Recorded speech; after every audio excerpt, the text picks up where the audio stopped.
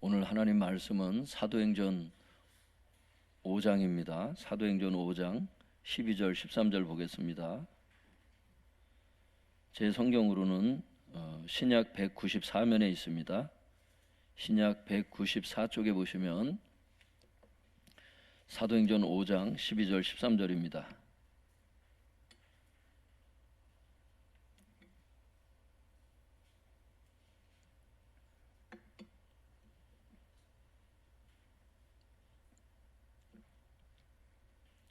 사도행전 5장 12절 13절 같이 읽도록 하겠습니다. 시작. 사도들의 손을 통하여 민간의 표적과 기사가 많이 일어나매 믿는 사람이 다 마음을 같이하여 솔로몬 행각에 모이고 그 나머지는 감히 그들과 상종하는 사람이 없으나 백성이 칭송하더라. 오늘 제목을 한번 따라해 주시면 감사하겠습니다. 집에서도 한번 따라해 주세요. 사도들의 표적과 박해. 한번 붙여서 해보겠습니다. 사도들의 표적과 박해. 사도들의 표적과 박해라는 제목으로 오늘 말씀을 전하도록 하겠습니다. 성도님들 12절에 보시면 그 민간에 이런 단어가 있지요. 그거는 백성 중에 이런 뜻이에요. 백성 중에 이런 뜻입니다. 그리고 표적과 기사, 기사는 예전에도 말씀드렸다시피 기적이라는 뜻이고, 그리고 13절에 보면은 칭송이라는 단어가 있죠. 그건 칭찬이라는 뜻이에요. 칭찬이라는 뜻이에요. 그러니까 어떻게 되는 거예요? 12절 13절을 읽어보면 하나님께서 그 사도들의 손을 통해서 백성 중에 표적과 기적을 많이 일어나게 이렇게 하신 거예요. 그랬더니 믿는 사람이 다 마음을 같이하여 솔로몬 행각에 모여요. 그러니까 믿는 사람은 그렇게 했다는 거예요. 그럼 나머지 13절에 그 나머지 또 백성, 이건 뭐예요? 다 불신자예요. 그 학자들의 말도 보면 12절에 그렇게 하나님께서 사도들의 손을 통해서 표적과 기적을 많이 일어나게 하시니까, 그러니까 사람들의 반응이 세 가지가 나오는 거죠. 첫 번째는 믿는 사람은 어떻게 되는 거예요? 이 사람들은 마음을 같이해서 솔로몬 행각이라는 곳에서 모여서 그 모임을 갖게 되는 거죠. 그곳에서 이제 사도들의 가르침도 받고 앞에서도 이제 나왔죠. 이제 그렇게 돼요. 근데 불신자들 중에서도 두 부류가 나눠지지요. 13절에 보니까, 왜냐하면 12절에 보면 믿는 사람은 이렇게 했다니까 13절은 다 불신자인 거예요. 그런데 그 불신자도 두 부류가 있는 거지요. 그 나머지 사람은 감히 그들과 상종하는 사람이 없으나, 그러니까 불신자들 중에서도 어떤 사람이 있는 거예요? 반감을 품고 성도들을 상종하지 않았던 불신자들 있었던 거예요. 학자들도 이게 비신자들이다, 이렇게 불신자들이다, 그 얘기를 하고 있어요.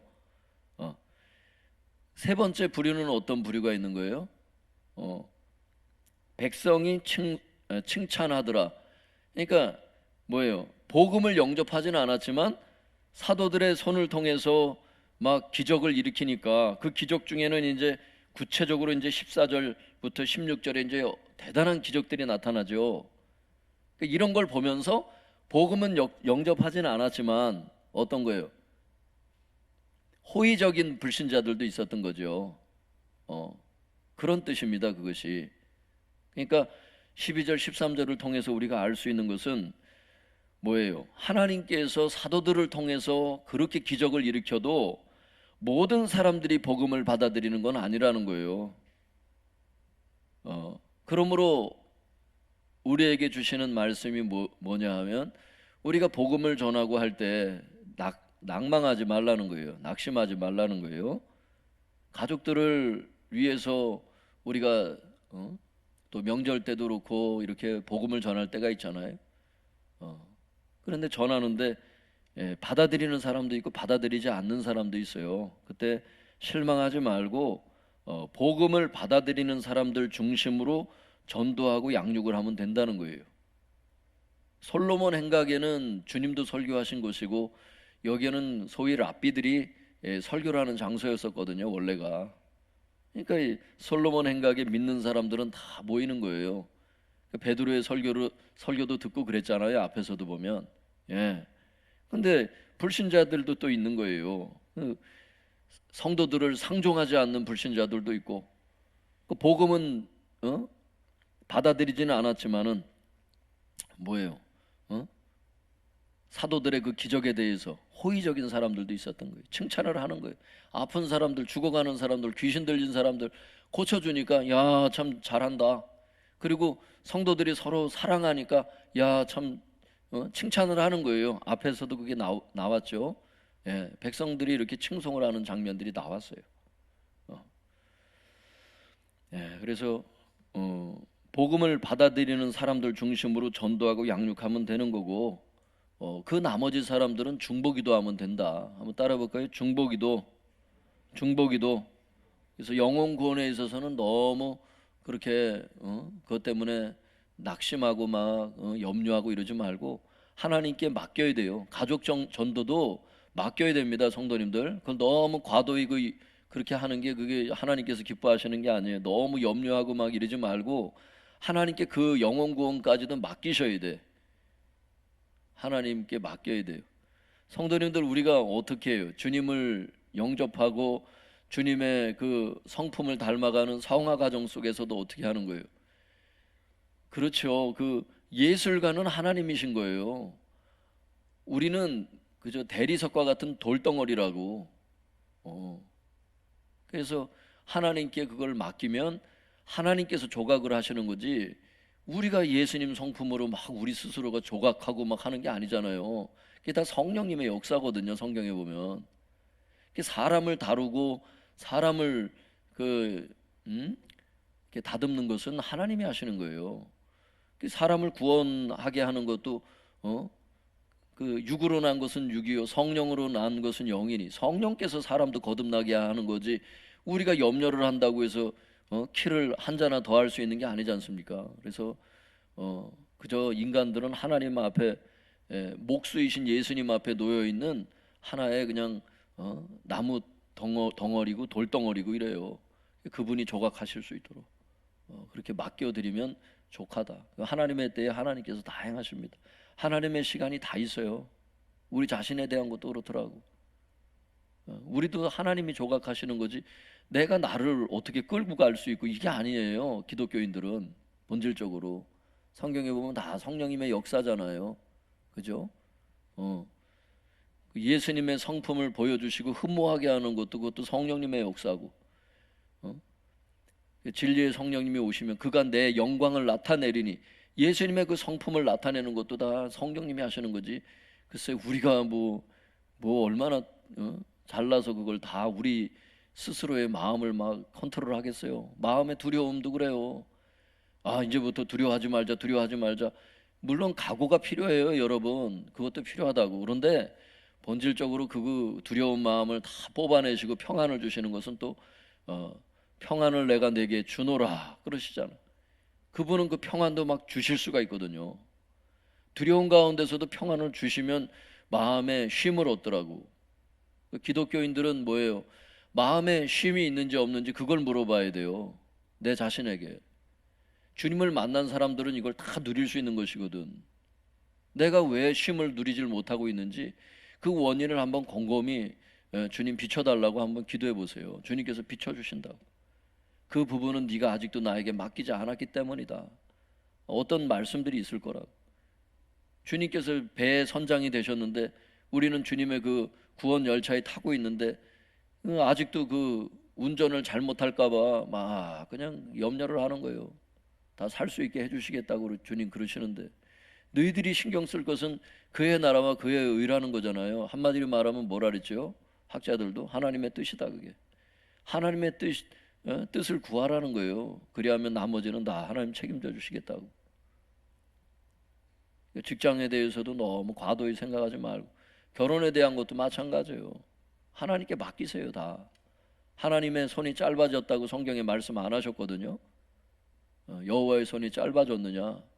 이스라엘 백성 중에 하나님의 능력을 믿지 않는 사람들은 다 하나님을 시험했다고 나오잖아요, 성경에. 그 사람들은 광야에서 다 엎드려지는 거예요. 그러니까 자기 인생에 대해서 너무 과도히 저거 하는 사람은 삶의 주인이 누군지를 다시 한번 생각을 해봐야 될 사람이에요. 네 인생의 주인이 누구냐? 네가 나를 영접한 이후에 내가 네 속에 나의 영을 부었는데 그 성령 하나님께서 이제 그 예수의 영이 그 삶의 주관자가 되시는데 아직도 네 미래에 대해서 네가 자꾸 개척해 나가려고 그러면 구원자의 역할은 뭐냐?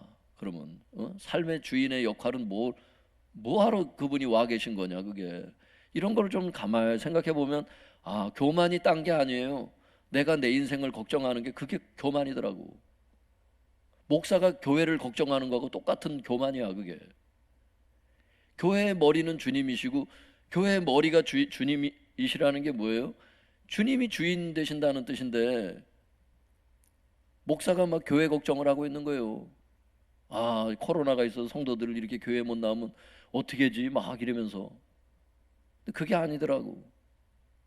삶의 환경도 다 주님 알고 계시고 시편 139편에 보면 네가 앉고 일어서는 것조차 알고 멀리서도 우리의 생각을 통촉하시나이다. 우리의 생각도 다 아신다는 거예요. 하나님께서 멀리서도 다. 더군다나 우리 안에 와 계시니까 그 사랑의 영이 얼마나 더 잘 알겠어요. 아시겠어요? 그 주인께 맡겨야지. 아시는데 주님께서 다 그렇게 허용하시고 이끌어 주시는 게 있어요. 기도하는데도 주님께서 인도하시는 어떤 방향들이 있다고. 하나님의 시간은 완전한 시간이에요. 우리가 생각하는 시간은 불완전한 시간이고 하나님의 시간은 완전한 시간이고 완전한 시간대에 하나님 그렇게 하신다니까요. 삶에 살다 보면은 지금은 하나님이 역사하실 때가 아니지 이런 생각을 이렇게 포기할 때 오히려 주님이 또 역사하실 때가 있고 그렇더라고요, 보면. 그러니까 주님의 때는 모른다는 거예요. 우리가 할 수 있는 것만 하면 돼요. 우리가 할 수 있는 건 뭐예요? 우리의 연약을 주님께 맡기는 거, 우리의 어려움을 주님의 은혜에 맡기는 거. 아들을 주시니까 아들과 함께 모든 것을 주시지 않겠느냐. 그래요. 아들을 주실 정도면 나머지는 주시고도 남는데 왜 안 주시겠냐고. 그거를 구하는 자에게 좋은 걸 주시고 그것은 하나님의 완전한 시간에 주신다. 그 믿음만 있다면 염려는 없다고. 안 믿기 때문에 염려가 오는 거지. 간단해요, 여러분. 복잡한 것 같아도 신앙생활이 그렇더라고. 내 자신에 대한 교만도 그렇더라고. 목사 자신도 얼마나 교만하냐고. 때때로 교회 걱정이 마치 의로운 것처럼. 주인께서 다 아시고 멀리서도 너의 앉고 일어섬을 아시며 너의 멀리서도 네 생각을 다 아신다는 거예요. 머리털까지 다 세신 바가 됐다는 거예요. 여러분 각자 머리털을 하나님이 다 개수까지 지금 다 알고 계신다는 거예요. 그게 의미하는 게 뭔지 아세요? 다 아신다는 뜻이에요. 그게 두려워하지 말라 그러잖아요. 그 성경 그 문맥에 보면 그 두려움 얘기하시면서 그 얘기하는 거예요. 그게 두려워하지 말라고. 네 회사 생활도 내가 다 안다고. 네 학교 생활도 내가 다 알고 있다고. 학생들도 공부를 주님께 맡길 필요가 있어요. 그래서 할렐루야. 복음 전도할 때도 마찬가지예요. 실망하지 말고 하나님께서 그 초대교회 그 12사도를 통해서도 이렇게 역사를 하시는데도 안 믿는 사람들이 이렇게 두 부류나 나눠진다니까. 기적에 기적이 일어나고 기적에 기적이 일어나도 낙심하지 말고 중보기도 할 건 중보기도 하고 또 복음을 받아들이는 사람들은 또 전도하고 양육하고 이렇게 최선을 다하시면 돼요. 그 14절부터 16절은요 믿는 사람들 중심으로 이제 또 기록하신 거예요. 믿는 사람들이 얼마나 많이 어떤 방법으로 돌아왔는지. 그 14절부터 16절 같이 읽어볼까요? 시작. 믿고 주께로 나아오는 자가 더 많으니 남녀의 큰 무리더라. 심지어 병든 사람을 메고 거리에 나가 침대와 요 위에 누이고 베드로가 지나갈 때에 혹 그의 그림자라도 누구에게 덮일까 바라고 예루살렘 부근에 수많은 사람들도 모여 병든 사람과 더러운 귀신에게 괴로움 받는 사람을 데리고 와서 다 나음을 얻으니라. 여기서 중요한 거는 14절과 16절 끝부분이라고. 믿고 주께로 나오는 자가 왜 많아졌는지를 15절 16절이 설명하면서 16절에 뭐라 그러세요? 다 나음을 받았다고. 어떤 사람들이? 심지어 병든 사람을 메고 거리에 나가서 침대와 요 위에 눕혀 놓기도 하고, 또한 병든 사람, 귀신에게 괴로움받는 사람 다 데려왔거든요. 그런데 다 고침을 받았다고. 다 치유받았다 이렇게 돼 있어요, 원문에.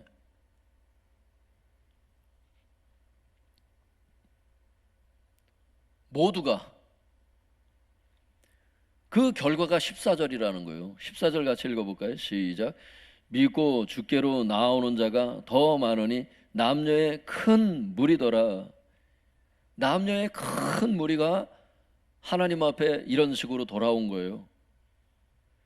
그러면 칭찬하는 사람들도 있지만 하나님의 역사가 일어나면은, 그래서 많은 사람이 주님께로 돌아오고 기독교인들이 되고 기독교인들이 많아지는 거잖아요. 그러면 좋아야 되잖아.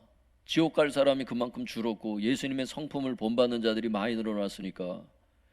예수님 성품이 나쁜 성품이 아니지 않습니까?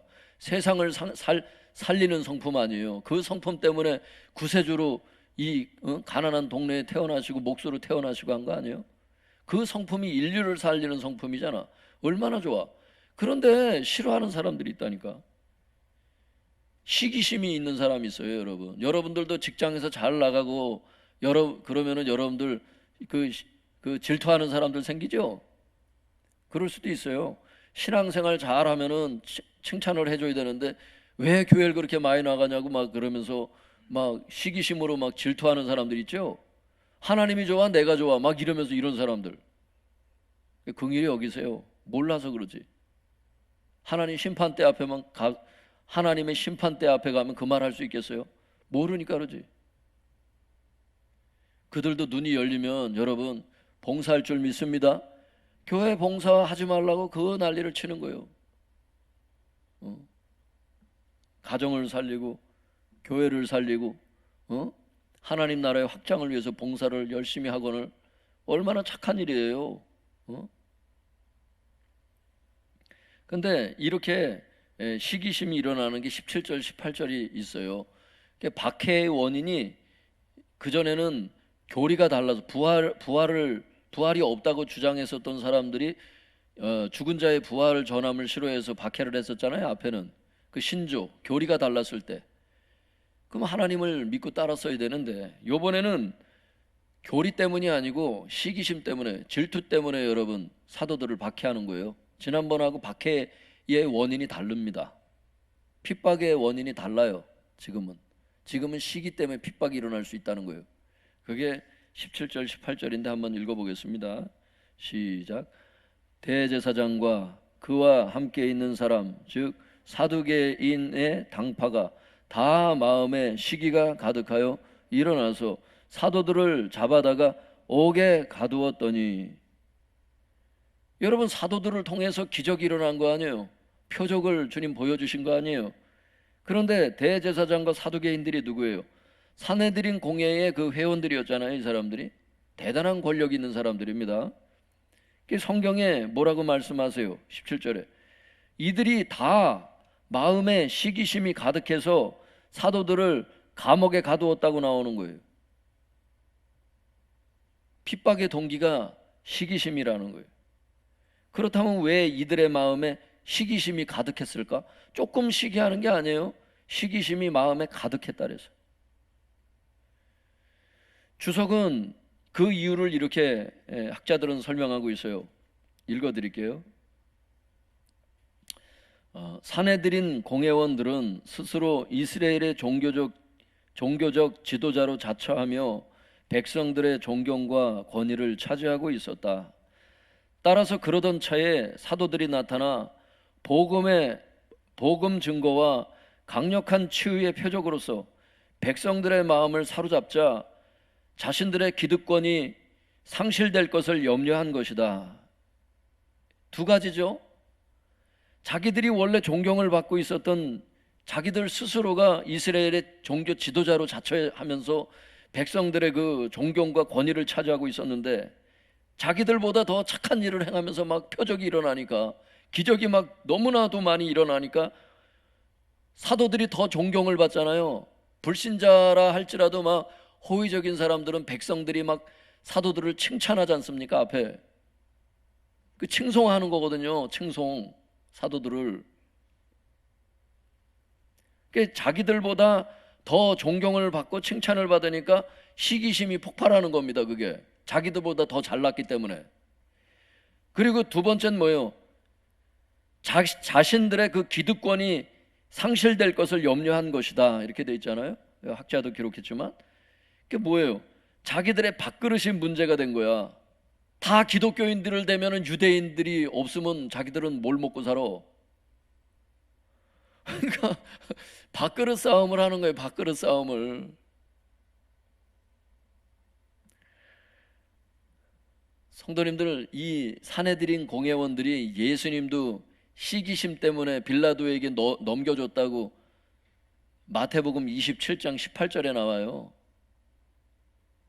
마태복음 27장 18절에 보면 이 사람들이 예수님도 시기심 때문에 빌라도에게 넘겨준 거를 빌라도가 알았다고 나온다니까, 거기. 그래서 예수님 안 죽일라 했던 거예요, 빌라도가.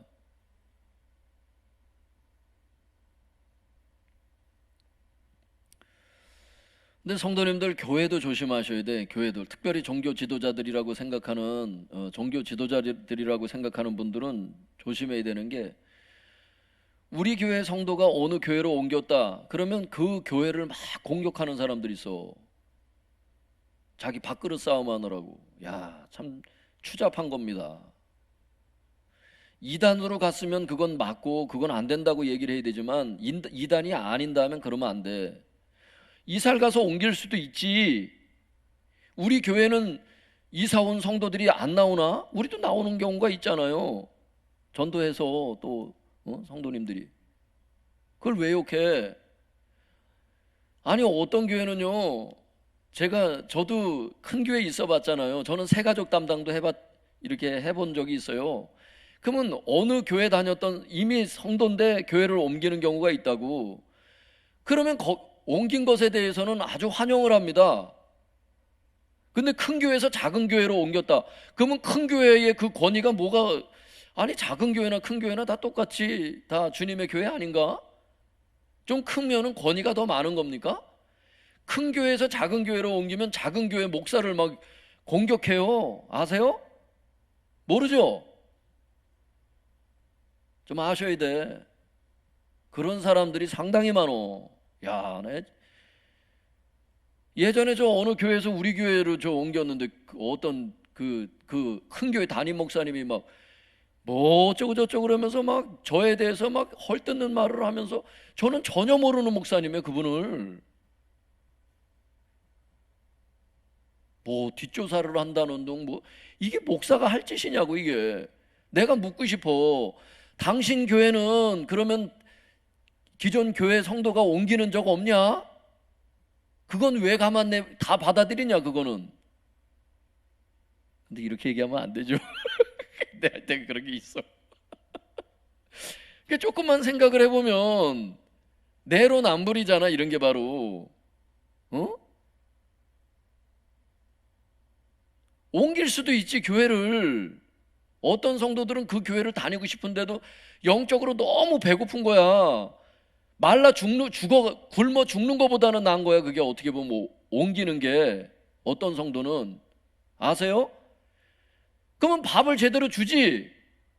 밥도 안 주면서 왜 교회도 못 옮기게 해? 왜? 옮기게 하라는 뜻이 아니라 그런 경우도 있더라고요, 목회를 하다 보니까.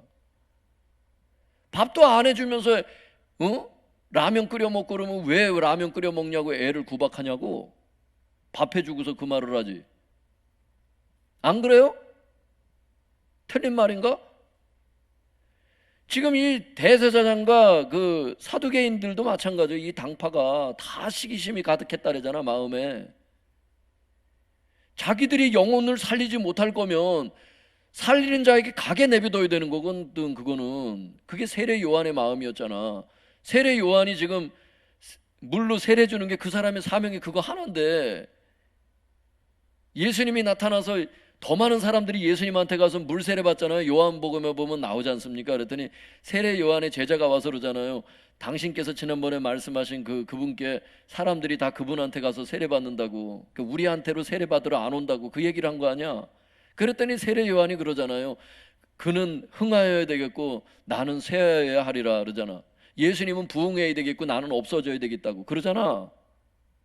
하나님께서 일으키시는 운동이 있다면 그 운동이 흥해야 됩니다. 믿습니까? 내 사명이 거기까지면 거기서 사라져줘야 되는 거예요. 모세처럼.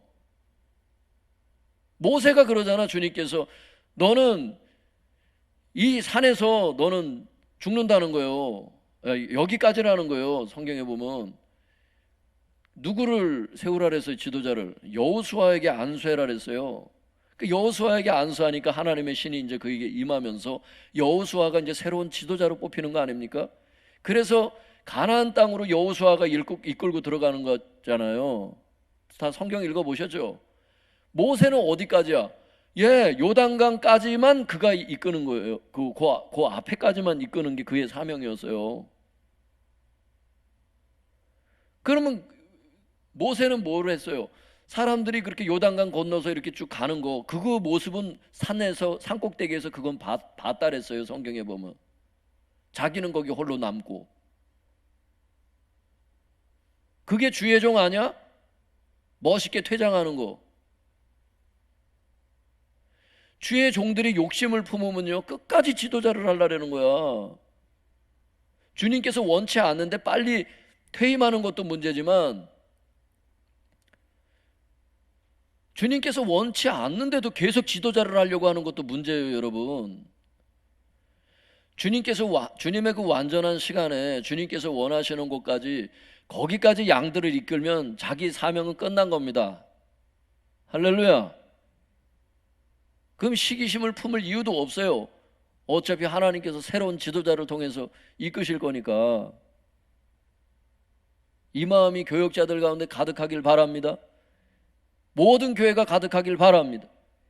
그래야 여러분 교회끼리 싸움을 안 해.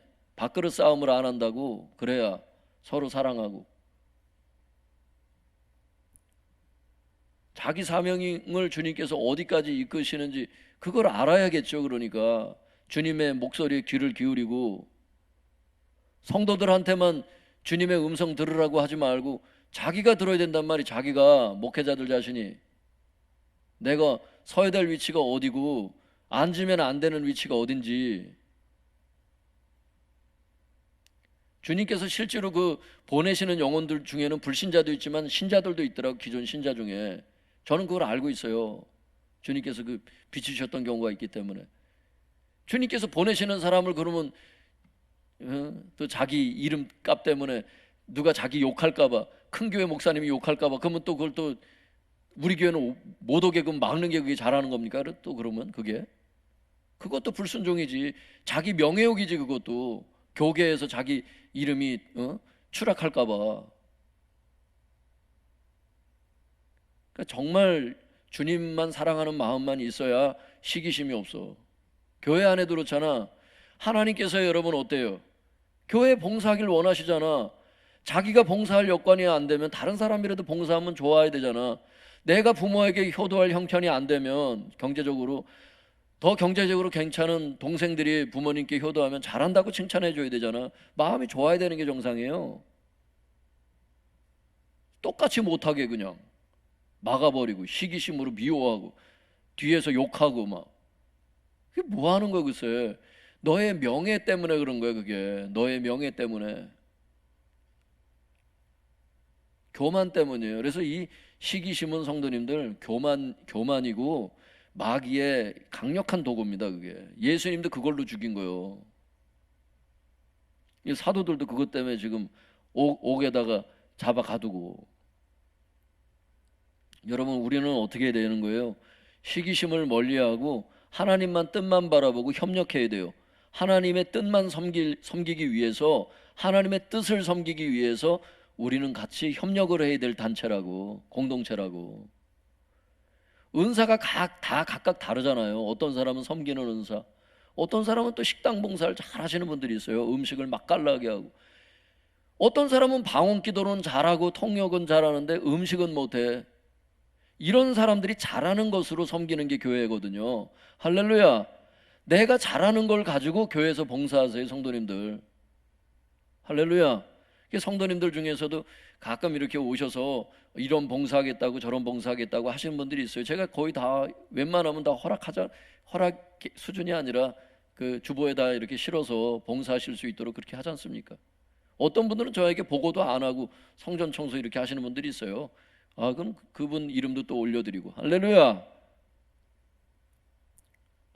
자기가 잘하는 걸 찾아서 하면 돼. 좀 상냥하고 인사 잘하는 분들은 또 안내위원도 좀 신청하시고 그렇게 하는 거예요. 원래 교회는 지극히 가난한 마음이 있으시고 겸손한 분들 같은 경우는 주님의 손발을 닦듯이 화장실이라도 내가 좀 닦아줘야 되겠다.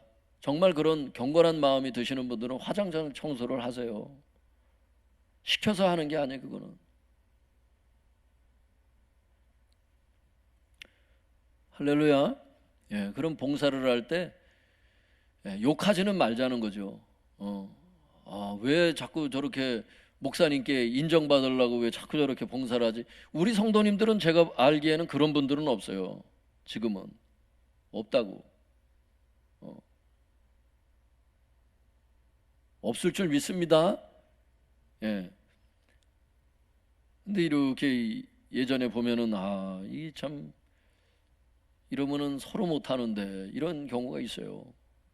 그러니까 마음을 착하게 먹어야 돼.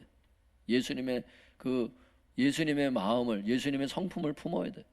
착한 마음을. 할렐루야. 그래서 성도님들, 마귀에게 쓰임 받는 도구로 전락하지 말고 하나님 쓰시는 도구가 되세요. 그건 시기심 품지 말고 협력하는 겁니다. 근데 오늘 대제사장이 이스라엘 그 지도자들 중에 상당히 높은 건데, 이 사두개인과 더불어서 이 사람들은 지도자였는데 아주 찌질이 못난 지도자가 돼버렸어요. 하나님을 대적하는 지도자가 됐어요. 그게 왜요? 시기 때문에 그랬어요. 시기심을 다루질 못해서, 밥그릇 뺏길까봐, 자기들보다 더 백성들이 사도들을 존경하니까 그게 막 셈이 나는 거예요. 사도행전 5장 19절에서 21절 같이 읽어보겠습니다. 사도행전 5장 19절에서 21절 시작.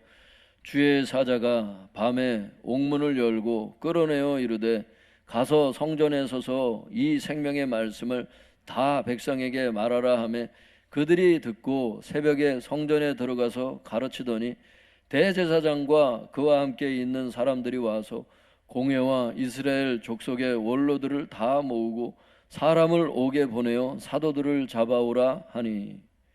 성도님들, 대제사장과 사두개인들이 사도들을 감옥에다 가두었지만 하나님께서도 그거를 원하시는 거예요? 하나님께서는 그걸 원치 않으시는 거예요. 그러니까 아무리 대단한 권위의 권위자들이 사도들을 그렇게 감옥에다 가두고 그렇게 했어도 하나님이 그걸 원치 않으시니까 천사를 보내시는 거예요. 그래서 감옥에서 사도들을 다 탈출시켰네. 그게 나오지 않습니까? 19절에 주의 사자는 학자들도 얘기하지만 천사를 얘기한다는 거예요. 주의 천사가 밤에 옥문을 열고 끌어내는 겁니다. 뭐라 그래요? 아직 사명이 남아있다는 거야. 그러니까 어려움에서 우리를 하나님이 우리가 어려웠을 때 건져주시는 경우 있잖아요. 사명이 남아서 그런 거예요. 그거 사명이 남아서 피할 길을 내신 거예요. 그게 그냥 감옥에서 나왔으니까 그냥 기분 좋다 이래고 그냥 노래만 부르고 있으면 안 돼. 왜요? 20절에 감옥에서 구출해 주신 이유가 나오지 않습니까? 그 목적이 20절에 이 천사가 얘기를 하는 거잖아요. 가서 성전에 서서 이 생명의 말씀을 다 백성에게 말해라. 그것 때문에 어려움에서 건져주신 거다. 그거 얘기를 하잖아요. 그러니까 21절에 그들이 듣고, 그들은 이제 그 사도들이죠. 그 사도들이 듣고 어떻게 해요? 하나님의 뜻에 순종해서 그 새벽에 성전에 들어가서 말씀을 가르치지 않습니까? 새벽에 왜 성전에 모였을까? 예루살렘 성전에는 그 번제도 있고 있다 그랬잖아요. 사람들이 그렇게 모여 있다니까. 그래야 이게 이해가 되지. 왜 갑자기 그 새벽에 사람들이 많이 모여 있나? 이게 이해가 안 되는 거지. 그게 해결이 안 되면.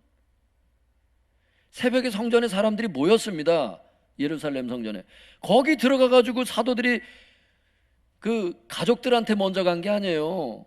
하나님이 말씀하시면 하나님의 그 명령이 우선인 거야. 가족들한테 가서 야, 나 감옥에서 구출됐다 이러고 가는 게 아니고, 베드로가 자기 부인이 있었잖아요. 성경에 보면 부인한테 가가지고 야, 나 감옥에서 나왔다 이러고서 막 천사 얘기하고 이런 게 아니에요. 가서 사명부터 감당해야지. 하나님이 말씀하신 거니까. 사도들이 하나님의 뜻에 순종해서 새벽에 성전에 들어가서 말씀을 가르친 거예요. 그 복음을 가르쳤다고. 근데 대제사장과 이 사람들은 모르잖아. 그러니까 옥에 있는 사람들을 가서 데리고 와라 이랬거든. 그랬더니 없거든요. 지키고 있는 사람은 있는데 사람들은 없어. 그게 하나님의 능력인 거예요. 이게 다음에 또 나와요. 그게 막 간수장이 막 자살하려고 그러잖아요. 나중에 성경 보다 보면 뒤쪽으로 가다 보면 사도 바울 갇혀 있을 때 이런 역사가 한 번 기록된 게 아니에요. 하나님이 진짜 이렇게 하셨다는 거죠. 사도행전은 역사서잖아요. 역사적인 것을 있는 그대로 기록을 해놓으셨잖아요. 여러분, 하나님 살아계신 것을 알 수 있길 바랍니다. 하나님께서 우리의 어려움을 건져주실 때는 사명이 남아있기 때문에 그런 거예요. 우리를 건져주신 하나님의 뜻이 무엇인지를 알고 하나님의 뜻에 순종할 수 있길 바랍니다. 단순히 어려움이 지나갔다고 막 좋아만 하지 말고, 피할 길을 내셨다고 좋아하지 말고, 물론 그것도 감사한 거고 좋아할 일이죠. 그런데 그런 것으로 인해서도 하나님께 영광을 돌려야 되지만, 왜 하나님이 어려움에서 나를 건지셨을까? 왜 하나님께서 나를 이렇게 구원하셨을까? 왜 하나님이 나를 높이셨을까? 이런 것들을 좀 생각해 봐요. 하나님의 뜻이 무엇인지. 그게 세월을 아끼는 비결이래잖아요. 세월을 아끼라. 세월을 아끼라. 때가 악하니라. 그러므로 너희는 하나님의 뜻이 무엇인지를 분별해라. 할렐루야. 하나님의 뜻이 뭔지를 알고 행해야지 시간을 아끼는 거잖아. 인생은 빨리 갑니다, 여러분. 빨리 늙어요. 지금 나머지 인생이라도 하나님 뜻에 집중하세요. 할렐루야. 그 하나님의 뜻의 핵심 중에 핵심은 그리스도의 성품을 본받는 거. 아들의 형상을 본받게 하기 위해서 부르신 거고, 또 은사가 각자 다 틀려요. 교회 봉사를 향한 하나님의 또 뜻이 있어. 어떤 사람은 주의 종이 돼야 되고, 어떤 사람은 또 어떤 봉사를 해야 되고, 다 틀려요. 기능적인 면에서 이런 부분의 사명도 잘 감당하셔야 돼. 할렐루야. 먹고 놀고 그냥 배 두둥기고서 이제 노년에 이제 먹고 살만하다, 이걸로 끝나면 안 돼요. 여러분, 재정의 축복을 왜 주셨는지 봉사하라고 주신 거잖아. 여러분, 우리 인생의 목적은 하나님의 뜻이어야 되고, 나머지는 다 수단이 돼야 돼요. 우리의 직장도, 우리에게 주신 재물도, 우리에게 건강도, 시간도. 할렐루야. 맞죠? 제 말이. 우리의 인생의 목표는 하나님의 뜻이어야 되고, 하나님의 뜻을 성취하는 거. 그리고 그 하나님의 뜻을 성취하는 데 있어서 우리 자신과 우리 인생에 주어진 모든 은사들을 다 수단 삼아야 됩니다. 할렐루야. 인생의 목적이 분명하셔야 돼요. 그래서 학생들도, 직장 얻으려고 하는 분도, 누구도 주님의 뜻이 무엇인지를 물어보고 학교도 가고, 주님의 뜻이 무엇인지 여쭤보고 직장을 잡기도 하고. 할렐루야.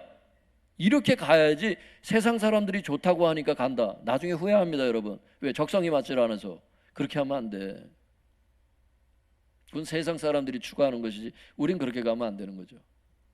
우리의 인생의 목표는 하나님의 뜻을 성취하는 것.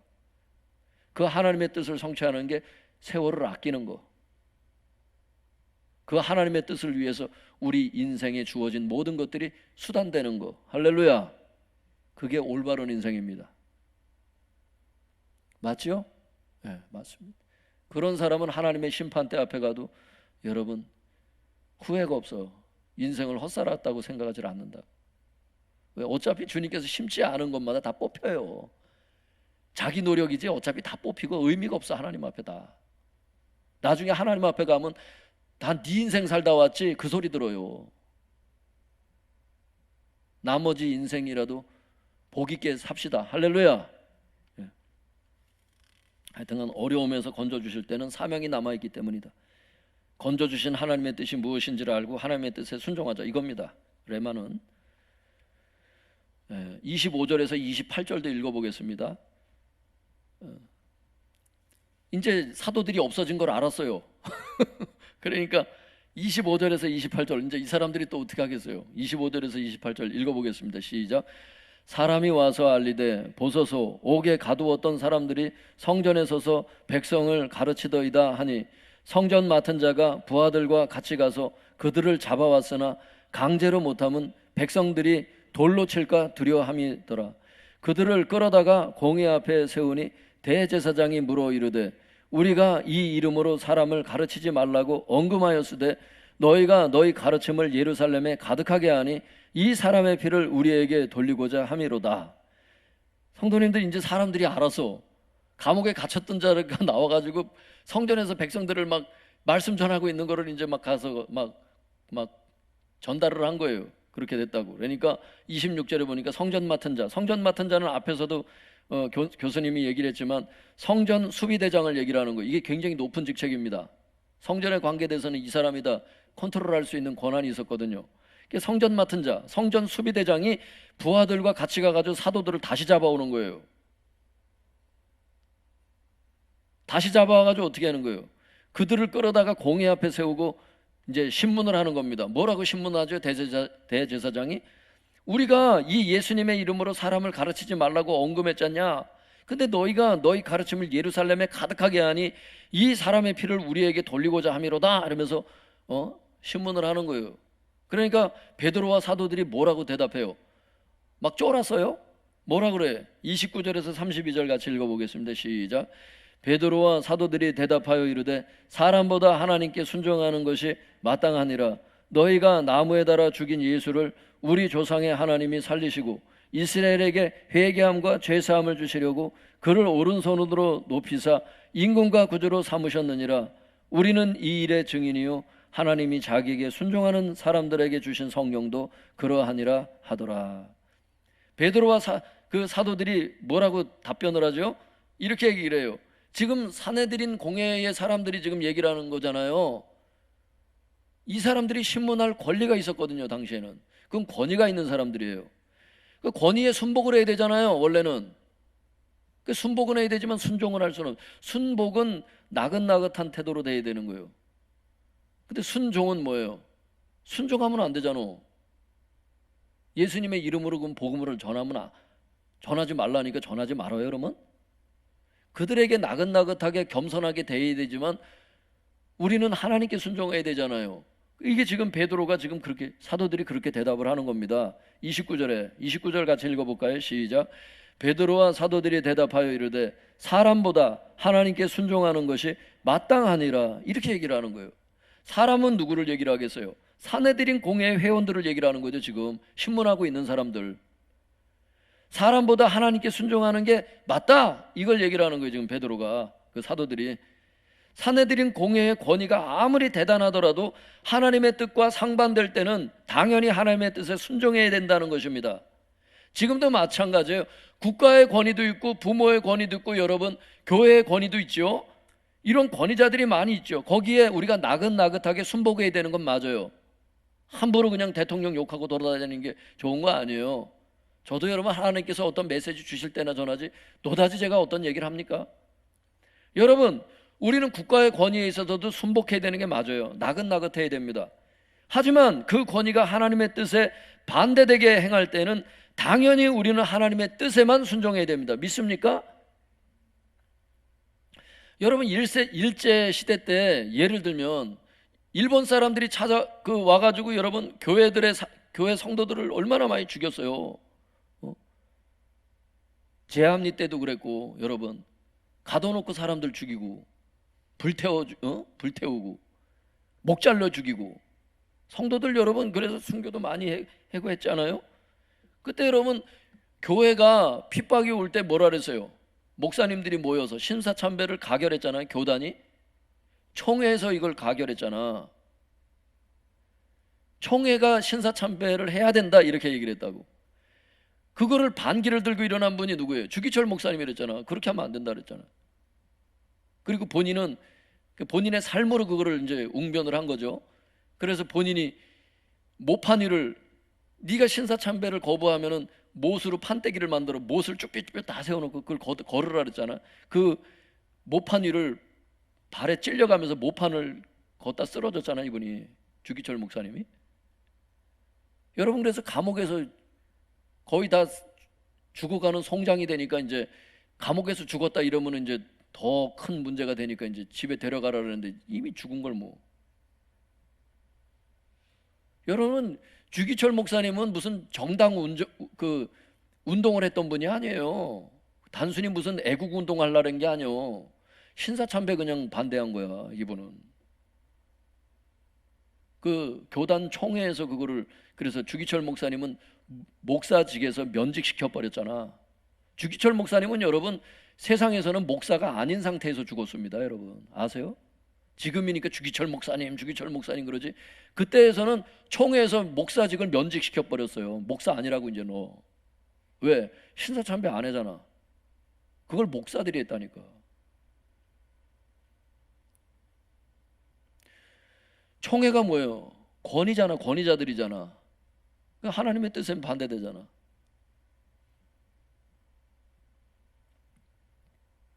당연히 우리는 하나님 뜻에 순종하고 신사참배하면 안 되죠. 이런 일들이 앞으로도 있을 수 있어요. 지금 코로나 때문에 잠깐 이럴 수는 있지만 진짜 핍박이 왔을 때는 어떤 거예요? 예배 자체를 드리지 말아라, 그런 핍박이 올 수도 있잖아. 로마 시대 때처럼. 여러분, 사드락과 메삭과 아벳느고도 그래서 그렇게 불구덩이에 떨어진 거 아니에요? 풀무불에. 왕이시여 하면서 정중하게 왕에 대해서 순복은 하지만 하나님께 순종하고 왕에는 불순종을 하잖아. 그러니까 왕이 가만 내비도 죽이잖아요. 죽이는데 하나님이 살려내잖아. 머리 끄실리지도 않고 옷도 타지도 않았다고 성경에 나오잖아요.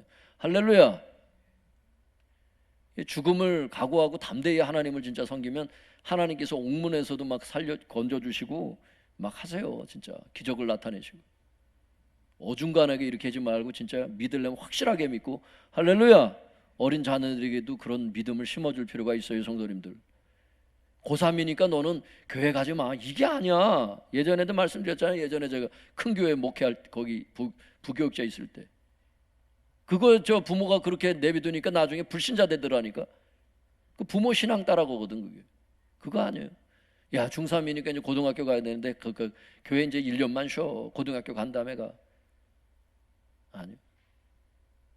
지금 우리 은성이도 꼬박꼬박 예배 다 드려요. 아무리 집에서 드려, 집에 계속 드리지만 집에서도 졸지 않고 예배 다 드린다고, 잘 드린다고 지금. 할렐루야. 코로나 시대지만 꼬박꼬박 하루에 40분씩 방언기도 꼬박꼬박 해. 은성이도 지금 학교 공부도 다 하고 또 엄마가 내준 숙제도 다 하고. 할렐루야. 그렇게 해야지. 신앙부터 잡아야지. 공부부터 잡으면 되냐고. 그게 죽기를 각오하고 예수를 믿으면 삽니다. 여러분 할렐루야. 어중간하게 하니까 그게 성경에도 보면 전심으로 나를 찾고 찾으라 그리하면 만나리라 이러셨잖아요. 전심으로 찾아야 된다니까 하나님을. 여러분, 중독도 마찬가지야. 술 중독도 있고 뭐 여러 가지 중독이 있을 수 있잖아. 중독도 여러분 여러 가지, 게임 중독도 있고. 중독을 벗어나는 것도 전심으로 하나님을 따라야 돼. 전심으로 나를 찾으면 만나리라 말씀하셨지 그냥 대충 따라오면 만나리라 이렇게 하셨어? 전심으로 하나님을 찾으면서 성령님 도와달라고 그럴 때 그게 중독도 끊어지고 하는 거예요. 그게 할렐루야. 어중간하게 따라갈 그런 마음으로 따라가지 마세요. 우리 성도님들은 신앙생활을 대체적으로 다 잘하시는 분들이긴 하고 뭐 코로나와 상관없이 거의 나오셔서 거의 다 예배 드리시는 것 같아. 제가 보고받기로는 거의 다. 뭐 핸드폰이 없거나 이런 진짜 특별한 경우를 빼놓고는 말씀을 사모한다는 거죠. 우리 성도님들이 가정수로 막 27가정씩 들어와요. 주일 20. 여기 나오신 분들 외에 27가정 곱하기 가족들 수를 곱해보세요.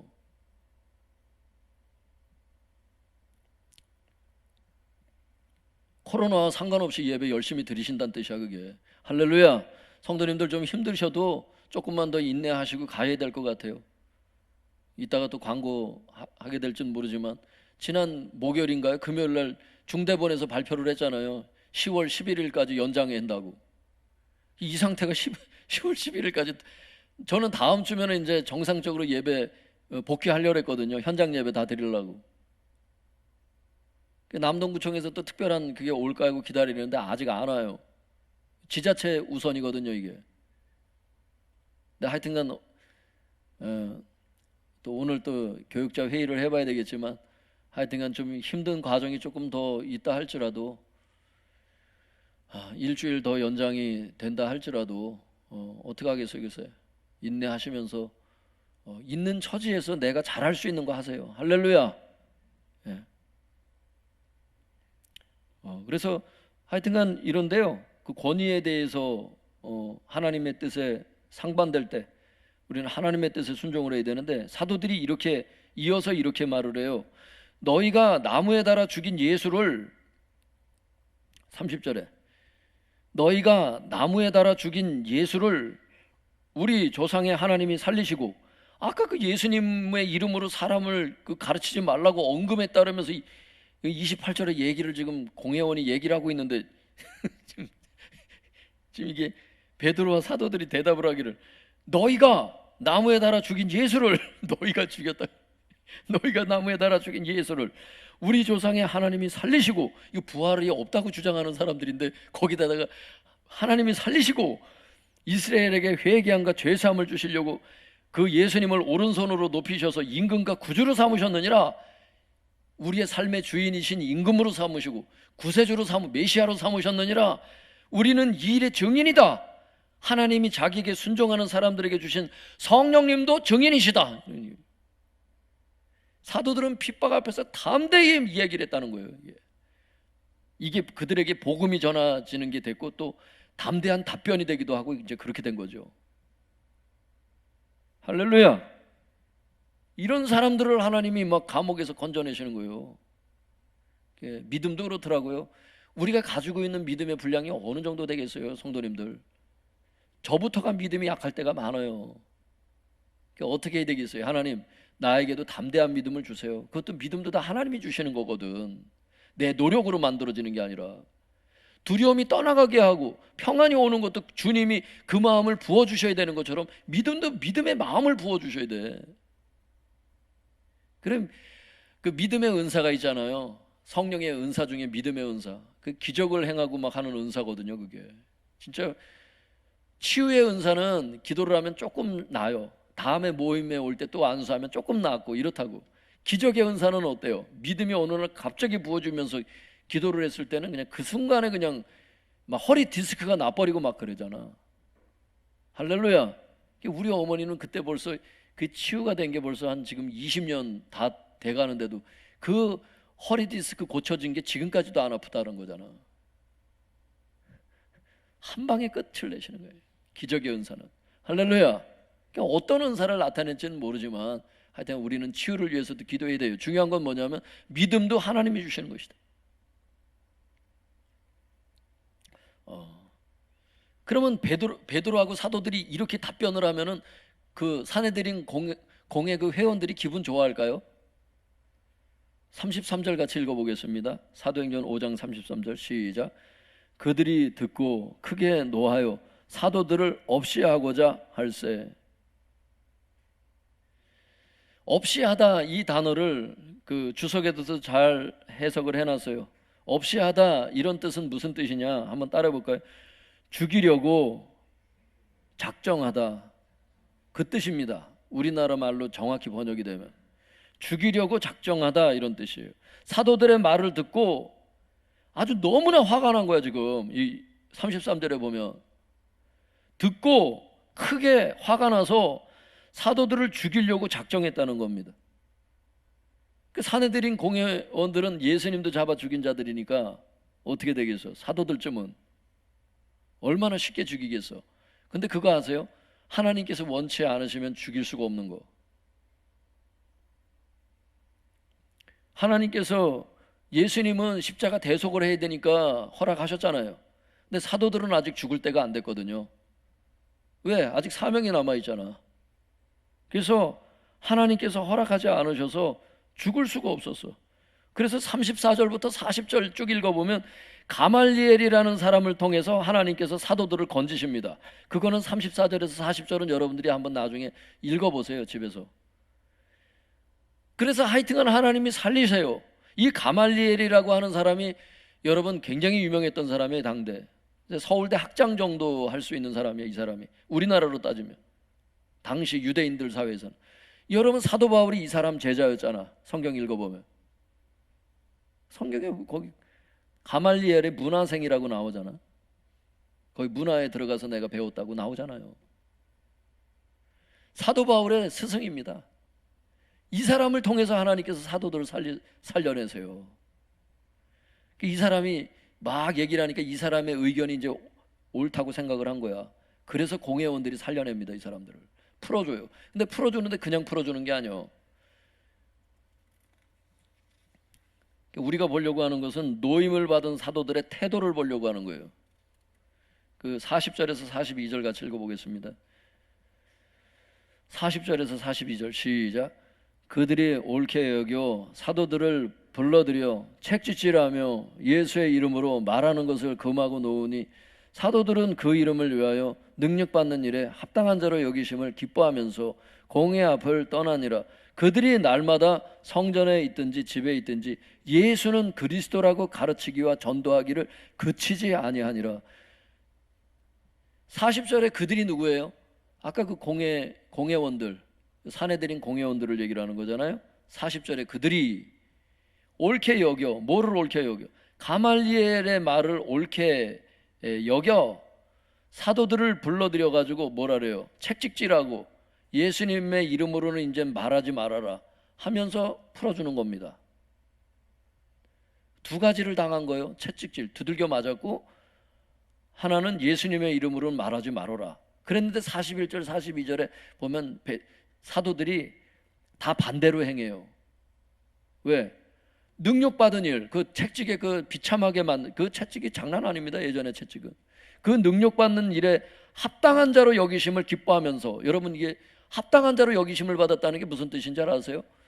내가 아니어도 주님께서 쓰실 그릇들이 있었는데 하나님께서 나를 쓰셨다는 것에 대해서 채찍을 맞을 수 있도록 해주신 것에 대해서 기뻐했다는 뜻이에요. 이게 그릇 합당한 자로 여김을 받았다는 게. 하나님께서 원치 않으시면 책찍질을 안 받게 안 쓰실 수도 있잖아. 근데 하나님의 나라를 위해서 능력을 받을 수 있는 자리에 세워주신 거, 그거를 기뻐했다는 거잖아. 여러분, 핍박을 받는 게 아무나 와요? 핍박을 받는다는 것은 진리의 길을 가고 있다는 증거잖아요. 디모데후서 3장 12절에 보면. 그리고 그만큼 사역이 마귀에게 위협적이라는 뜻 아닙니까? 핍박이 온다는 말은 하나님 앞에 인정을 받은 사람이란 뜻이에요. 신앙에 있어서, 사역에 있어서, 봉사에 있어서. 가족 중에 여러분을 핍박을 한다면 여러분이 신앙생활이 살아있다는 뜻이야. 그럴 때 어떻게? 하나님께 감사한 거야. 기뻐한 거야. 이게 사도들의 마음이었다는 거예요. 사도들의 이 태도를 본받자는 거예요. 놓여진 것도 감사하지만 이거를 좀 보기를 원하는 거죠. 그리고 42절에 보면 뭐예요? 그들이라는 거는 사도들을 얘기를 하잖아요. 그들이 날마다 이제 노임을 받고 나니까 두들겨 패고선 이제 예수님 이름으로 말하지 마. 그리고 놓아줬잖아요. 그러니까 42절에 그들이 어떻게 해요?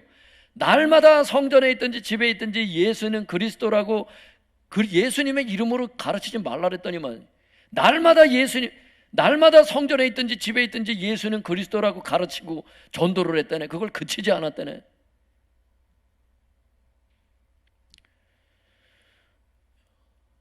우리가 담대해야 진리의 길을 끝까지 걷겠더라고요. 누가 한마디 하면은 위축되고, 회사에서 누가 한마디 말하면 위축되고, 이래가지고는 끝까지 못 가. 여러분, 저는 요즘에 이런 생각을 해봐요. 우리나라 정치 지도자들을 보면 대통령부터 시작해서 여러 사람 있잖아요. 많이 요구도 먹잖아요. 야당 지도자든 여당 지도자든. 반대 세력은 어디나 있으니까. 불신자들인데도 사람들이 자기들 입장에서는 이제 핍박한다고 느끼는 거 아니에요? 불신자들도. 나를 싫어하는 그런 파가 있을 것 아닙니까? 나를 싫어하는 부류가 있을 것 아니에요. 그 사람들이 댓글이 엄청 달려요. 그런데 불신자들인데도 눈도 꼼짝 안 해. 그리고 자기의 길을 가더라고. 불신자들도. 아이, 성도가 돼가지고 우리가 누가 한마디 하면은 회사에서 눈물 찔끔찔끔 흘리고, 누가 뭔 얘기를 하면 이러면 되겠나? 우리가 가족들이 뭐라 그러면 가족 중에 누가 왜 개척하냐 그러면 개척을 포기하고 막 이러면 되겠어요? 하나님의 권위는 세상에서 더 강한 권위는 없어. 하나님보다. 할렐루야. 하나님은 복음을 증거하라 그랬고, 이것 때문에 감옥에서 사도를 놓아줬고, 이들에게 죽을 수 있는 환경에서 가말리엘을 통해서 살려내시고, 할렐루야. 하나님이 원하시지 않으면은 여러분 죽이질 못해. 반대 세력도. 하나님이 함께 있으면 두려워할 자가 없어야 돼. 진짜 우리가 바른 신앙이라면. 할렐루야. 풍랑 속에서도. 왜? 배에 타고 지금 주무시고 계시니까 주님께 기도해서 깨우는 것만 하면 되니까 우리가 해야 되는 일은. 그러니까 여러분의 삶 가운데 있는 염려와 두려움을 예수 이름으로 쫓아내세요. 할렐루야. 여러분의 심령에 지금 예수님 계시고 여러분 가정에 지금 하나님 계십니다. 그 예수님, 오래전에 그 주님께서 저에게 그 감동을 주셨던 그게 있었어요. 뭐라 그러시냐면 그러시더라고. 한번 따라볼까요? 문제는 없다. 기도 제목만 있을 뿐이다. 주님을 만난 사람은 그렇대요. 주님께서 저에게 그거를 감동을 주셔서 가르쳐 주셨어요. 저에게 어느 날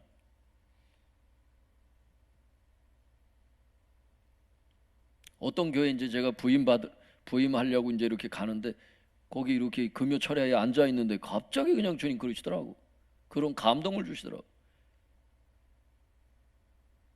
주님을 만난 사람은요, 하나님이 워낙 생과 사를 주장하시는 분이고 다 벌어지는 모든 것들 다 주관하시는, 생사 화복을 주관하신다고 되어 있잖아요, 구약 성경에. 그런 분을 우리가 아버지라고 부르는 사람이 됐다 보니까 하나님을 아버지라고 부르는 자녀들은 문제는 없다는 거. 이제 기도 제목만 있을 뿐이지. 고물을 베고 주무시는 주님을 깨우기만 하면 되는 거예요. 할렐루야. 성도님들, 마음을 담대히 잡수시고 진리의 길을 끝까지 걸어가시는 남녀 종들 다 될 수 있기를 축복합니다. 하나님이 여러분의 아버지세요. 아버지가 무엇을 주시는지 성경에 쭉 나오더라고. 우리 혜택들이 되게 많아요. 자녀들에 대한 혜택.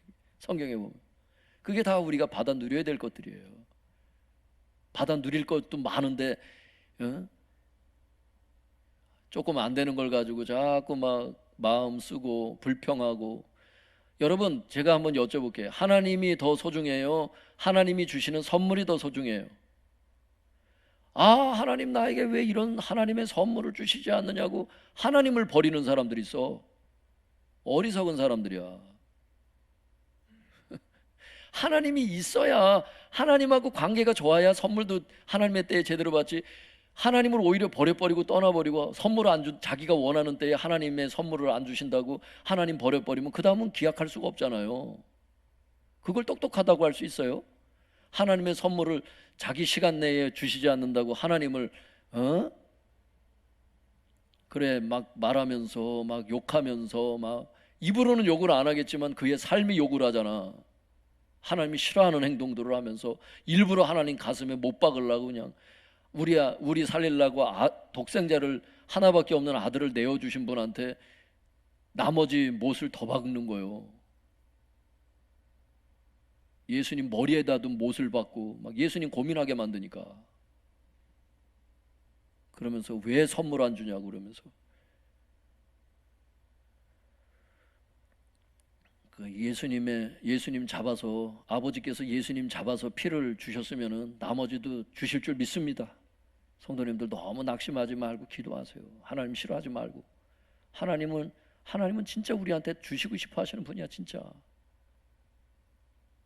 하나님의 마음을 알면 진짜 우리는 다 까무러칠 거야. 진짜. 옛날에 그 하이디 베이커 목사님이 예수님의 심장에 들어가는 그 특별한 은혜를 주셨다잖아요. 예수님 심장에 들어가 보니까 믿는 사람만 있는 게 아니라 세계의 그 70억 인구, 그때 당시 이제 60억 넘는 인구라 그랬나, 하여튼 그때 당시 하여튼 하이디 베이커 목사님이 그런 영적인 어떤 경험이 있었대요. 어떤 교훈을 주시려고 그런 환상을 주셨겠죠. 들어가 보니까 예수님 심장에 전 세계 인구가 다 새겨져 있더래. 우리는 우리가 아는 사람만 이렇게 이제 잘해주고 저래라는 경향이 많은데, 예수님은 세계 각국의 사람들을 놓고 그렇게 가슴에 그냥 그 새겨놓고 그렇게 기도를 하시는 거예요. 하이디 베이커 목사님이 통곡을 했다더라고.